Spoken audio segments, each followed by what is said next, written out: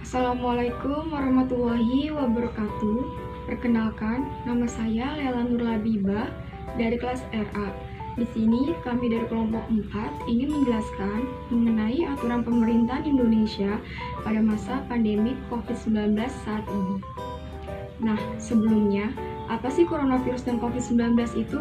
Coronavirus merupakan keluarga besar virus yang dapat menyebabkan penyakit pada manusia dan hewan. Pada manusia, biasanya menyebabkan penyakit infeksi saluran pernafasan, mulai dari flu biasa hingga penyakit yang serius seperti SARS dan MERS.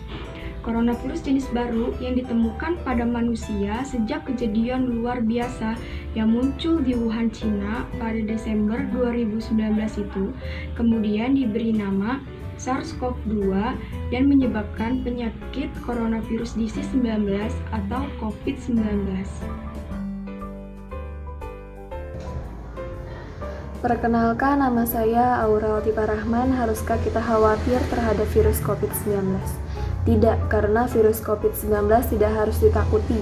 Yang seharusnya adalah kita selalu waspada dan menaati peraturan dari pemerintah dengan melakukan PSBB dan menjalankan 5M, yaitu mencuci tangan, memakai masker, menjaga jarak, minum vitamin, melakukan olahraga agar tidak mudah terpapar dari virus COVID-19. Karena dengan melakukan cara tersebut dapat memutus rantai virus COVID-19. Semoga rencana pemerintah untuk memberikan vaksin dapat segera terlaksanakan, karena mencegah lebih baik daripada mengobati. Hai, nama saya Regita Kurnia Febrian, NPM saya 20421516016. Saya sudah menggunakan baju olahraga. Hari ini saya akan menyebutkan apa kebijakan atau aturan dari pemerintah Indonesia terhadap COVID-19. Yang pertama adalah PSBB.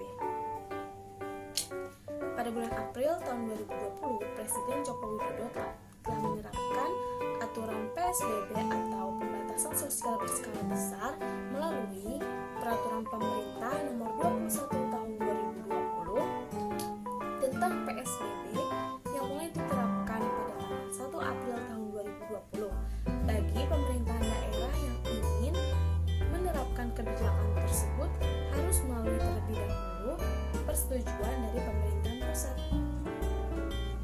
Dari kompas.com per 14 September tahun 2020 merangkum beberapa kebijakan baru dari PSBB pengetatan. Di antaranya adalah ditiadakannya kebijakan ganjil genap, kapasitas mobil mengangkut maksimal 2 orang dalam satu barisan, kapasitas transportasi umum ataupun taksi maksimal adalah 50% dengan batas waktu operasional yang dibatasi. Selanjutnya, ojek online boleh beroperasi, SIKM atau surat izin keluar masuk tidak diberlakukan.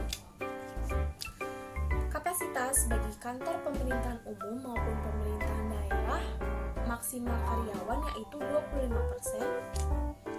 Untuk mal dan pasar tradisional, kapasitas maksimal pengunjungnya adalah 50%.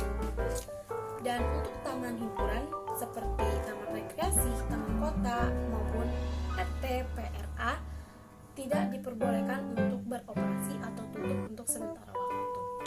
Lanjut ke peraturan yang kedua. Ini adalah Hans dari kelas RA. Saya ingin membacakan yaitu pada Juni 2020 norma baru tidak bisa dimungkiri dengan adanya pembatasan aktivitas masyarakat. Maka pertumbuhan ekonomi Indonesia cenderung madem. Awal Juni 2020, Bank Dunia memproyeksikan bahwa pertumbuhan ekonomi Indonesia adalah 0% pada 2020. Bahkan dalam skenario terburuk, bahkan pertumbuhan ekonomi Indonesia bisa minus 3,5%. Demi mencegah situasi ekonomi Indonesia semakin tidak kondusif, pemerintah mulai melihat kemungkinan untuk melakukan relaksasi pembatasan sosial. Dalam rapat terbatas pada tanggal 27 Mei 2020, Presiden Jokowi meminta agar dilakukan sosialisasi kepada masyarakat tentang protokol tanaman normal baru.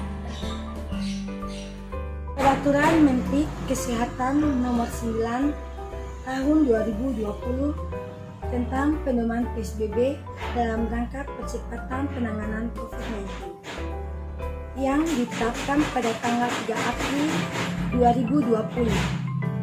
Kebijakan PSBB antara lain: yang pertama, peliburan sekolah dan tempat kerja; yang kedua, pembatasan kegiatan keagamaan; yang ketiga, pembatasan kegiatan tempat atau fasilitas umum; yang keempat, pembatasan mode transportasi; yang kelima, pembatasan kegiatan sosial dan budaya; dan yang terakhir, pembatasan kegiatan lain terkait aspek pertahanan dan keamanan.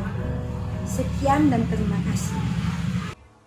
Nama saya Dera Dita Putri dari kelas RA. Hari ini saya akan menjelaskan tentang Peraturan Menteri Kesehatan Nomor 9 Tahun 2020 tentang pedoman PSBB dalam rangka percepatan penanganan COVID-19 ditetapkan pada 3 April 2020.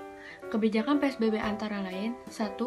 Peliburan sekolah dan tempat kerja; yang kedua, pembatasan kegiatan keagamaan; yang ketiga, pembatasan kegiatan di tempat atau fasilitas umum; yang keempat, pembatasan kegiatan sosial budaya; yang kelima, pembatasan moda transportasi; dan yang keenam, pembatasan kegiatan lainnya terkait aspek keamanan dan pertahanan. Selanjutnya akan disampaikan oleh Nisa. Nama saya Nurrahma dari kelas RA, aturan pemerintahan yang kedua pada Mei tahun 2020 tentang larangan mudik. Untuk mengantisipasi lonjakan pemudik yang membesar resiko penularan, Presiden Jokowi segera melakukan rapat terbatas tentang larangan mudik. Melalui saluran Sekretariat Presiden, imbauan untuk tidak melakukan mudik diserukan oleh Jokowi. Sementara untuk ASN atau aparatur sipil negara tidak hanya mengimbau, namun memberlakukan larangan mudik. Jadi, kesimpulan dari materi ini adalah tetap mengikuti aturan yang diberikan oleh pemerintah. Yang pertama, mencuci tangan dengan menggunakan sabun dan air atau juga bisa menggunakan bahan lain seperti alkohol. Yang kedua, menggunakan masker jika berpergian keluar, selalu berjaga jarak bila berada di kerumunan, dan yang terakhir, selalu berolahraga untuk menjaga daya tahan tubuh kita. Sekian dari kelompok saya, kurang lebihnya mohon maaf. Wassalamualaikum warahmatullahi wabarakatuh. Terima kasih.